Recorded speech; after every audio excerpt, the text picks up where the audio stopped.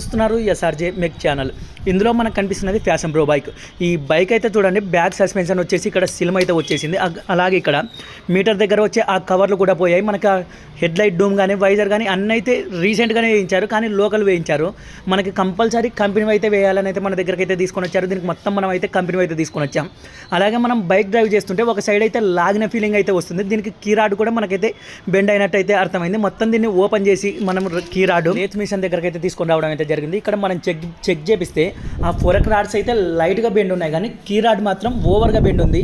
ఇలా బెండ్ ఉండడం వల్ల మనకి సైడ్కి లాక్కెళ్ళిన ఫీలింగ్ అయితే వస్తుంది. ఒక చేయి దగ్గరికి ఉంది, హ్యాండిల్ పట్టుకుంటే ఒక చేయి దూరం ఉంది. అలాగే దీన్ని నీట్గా బెండ్ తీపిచ్చి మళ్ళీ మనం బైక్ దగ్గరికి వెళ్ళి దానికి బ్యాక్ సస్పెన్షన్ కానీ డబల్ స్టాండ్, ఈ ఫ్యాషన్ ప్రో బైక్లకి డబల్ స్టాండ్ వేయడం అంత రిస్క్ మనకి ఏ బైక్లకు ఉండదు. అన్ని బైక్లకు చాలా సింపుల్గా ఇస్తే వీటికి మాత్రం ఆ పిన్ను జామ్ అయిపోయి చాలా ఇబ్బంది అయితే పెడుతుంది. మనకి ఒక మిషన్తో కట్ చేసుకుంటే కానీ అవి అయితే బయటకు రావు.